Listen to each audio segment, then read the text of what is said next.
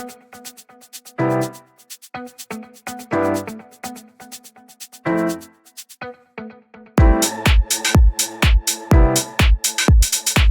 Teaching ADHD Urban Ed Talks.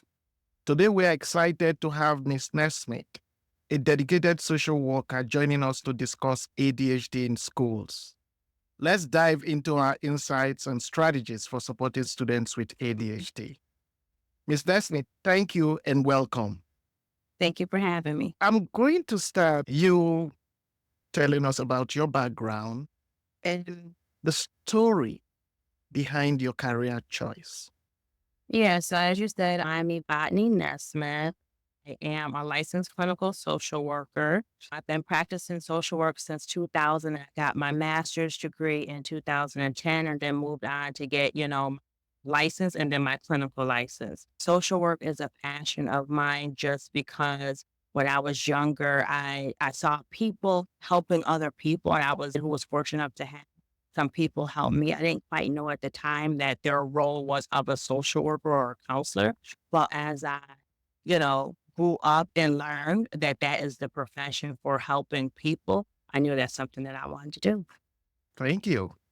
So, we're talking about ADHD, right? Attention Deficit Hyperactive Disorder. In your own experience, what are the biggest challenges in addressing ADHD in schools, and how are you able to tackle it? So I am a social worker in an urban district, and what I see is children who are commonly diagnosed with ADHD, and I see families who looking for some answers, looking for some support. But most times, what they get from the doctor is just a diagnosis. They don't always get the additional resources and tools to help manage the condition.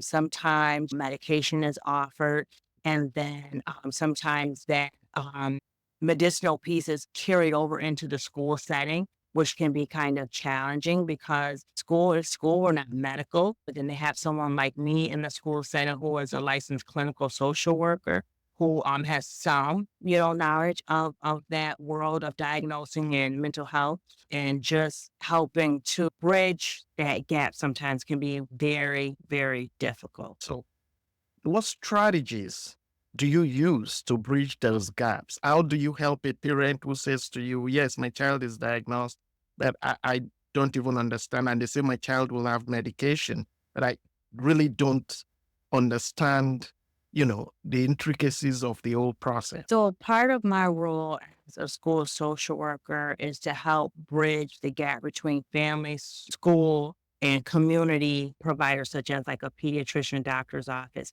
So what I do, if it's a student of mine that I'm working with closely, I actually get permission from the parents to contact the doctor's office. I write a letter basically introducing myself, my role, and how I support that child and that family, here at school, and just being able to have that open line of communication to talk about, the child, the strengths, the needs, and what I see here in a school setting.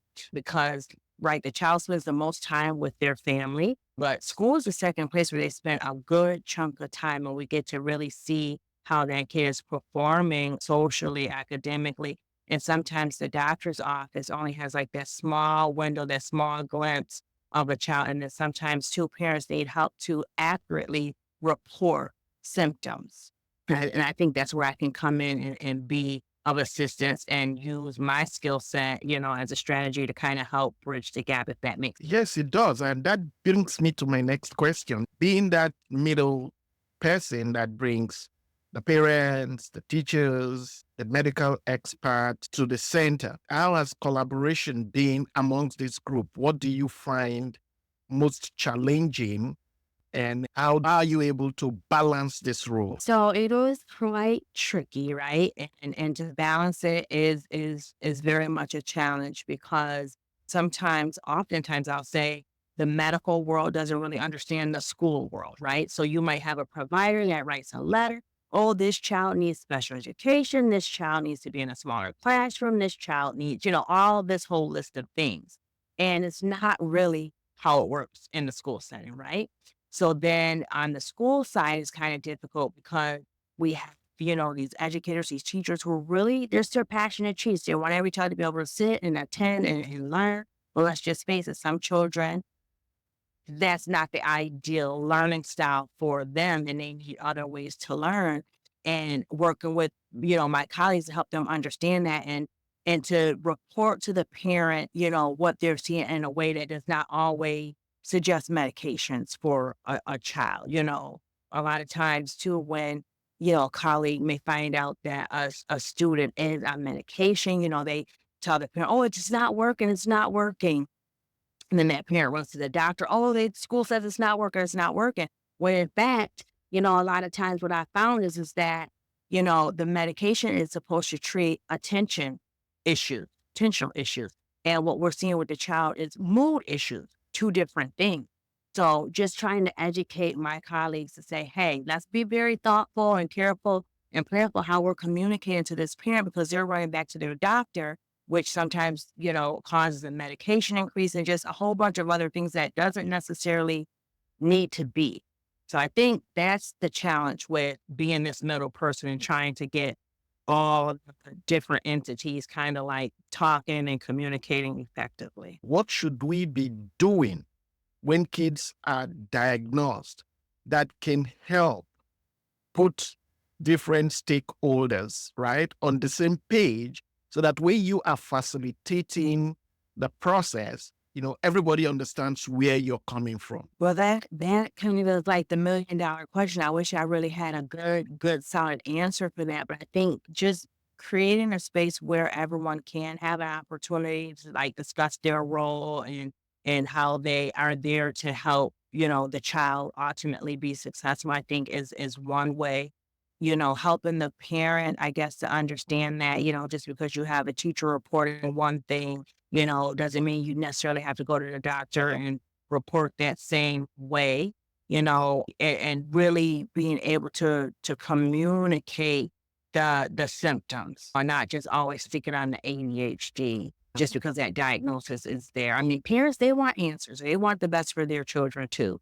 And if they have a doctor or provider telling them sometimes that medicine is the way to go, then they're doing it because they don't want the phone calls from school. They're trying to work their jobs and further their education, do all the things that they're doing. So yeah, if that's an answer, I'm not sure. Yeah, I mean, that's that you're talking about communication, having everybody understand what the issues are. Because I've always wondered why a child is diagnosed, and in most cases, from my experience, the parent does not really have that information that makes them understand how that translates into the child's everyday's activity. So you make a great point there. I agree with you. Communication will be a big thing. So now this takes us to our next question about misconceptions. You're right in the center of it. And there's always this back and forth amongst teachers and parents. Parents saying teachers don't communicate, or the way teachers approach them and makes them feel most times on the defensive. Uh, Teachers say, you know what, parents are not supportive of their kids or supportive of them, right? So what are the common misconceptions or barriers? Let's use the word barriers that parents tell you they face trying to reach the teachers of their students. I think sometimes the common barriers is that the teacher and the parent aren't necessarily like listening to each other. Their communication is off. Unfortunately, sometimes, if I'm a parent and the first communication I get from a teacher is about how my child is misbehaving, then that kind of just sets the tone. If every call is about my child misbehaving, so then, maybe, as a parent, I'm not taking that teacher's call today, or I'm not taking it this week, or, I'm changing my number, or, I'm just not going to respond to them at all. So then there is another problem. And then I think on the teacher's end, I think sometimes my colleagues have to know that parents do want the very best for their children. They do want their kids to be successful and to grow up and contribute to society in a positive way. And just because that child has some behavior issues or medical issues or attentional issues doesn't mean that, it's a fault to be had as if the parent did something wrong or not, in accordance to what would, help the child. Sometimes it's just, it is what it is. It's no fault to be had. Thank you. I believe stories motivate. Can you tell us or share a story, a success story of a student with ADHD you supported and the outcome? So this is a tricky question because for me and my role, I spend maybe 1 to 2 years with a student. And students who typically, in my opinion, who are diagnosed with ADHD, it's a long haul, right? Because sometimes they're trying different medications, different diets, different, routines that kind of help manage all of that energy. So sometimes I don't really get to see the end product. So I have like little tiny baby celebrations for different things, right? Mm. So if the celebration is that, maybe a child does need medication, maybe the parent doesn't, really give them medication consistently, but then we can get that parent to decide, okay, you know what? The child can take it at school. To me, that's a celebration. That's a win. That's a success, right? Or maybe I have a parent who doesn't really take their child to the doctor often. We clearly see that there's some attentional issues, maybe some other issues, but that parent finally makes the appointment and keeps it. That's a small win, right? Mm. So just little tiny things like that are success stories to me because I look at myself as like a planter. I'm planting the seed. Sometimes I'm there to water it. Sometimes somebody else is there to water it, but eventually the increase will happen. And Okay. that's a success story. Mm. Awesome. Awesome. So to wrap up, I want to give you an opportunity. For instance, there's a teacher out there, there's a parent out there listening, there's a medical expert or a policymaker listening. What will be your advice, to them based on your experience? Based on my experience, I would say get as many people to the table as possible that are there to help that child. I do believe in that model that it takes a village to raise a child.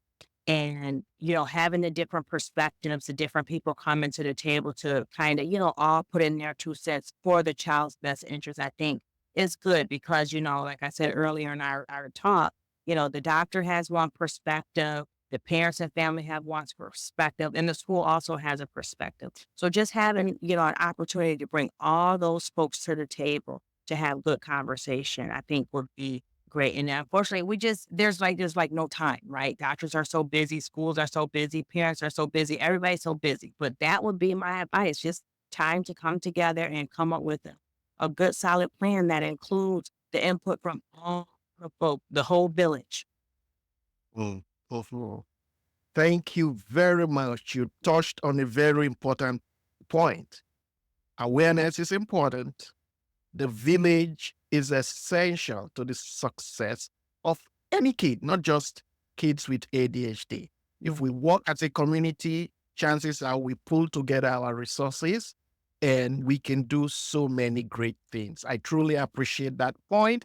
And thank you so much, Miss Evna Nesmith. We really appreciate your time here today for sharing your insight, your experience. And I believe strongly there's somebody out there that will listen and get something out of this that might change a life or two. Well, thank you for having me. Thank you. To our listeners, we hope you found today's discussion helpful. Stay tuned for more on Stitching ADHD Urban Ed Talks. Until next time, have a wonderful day.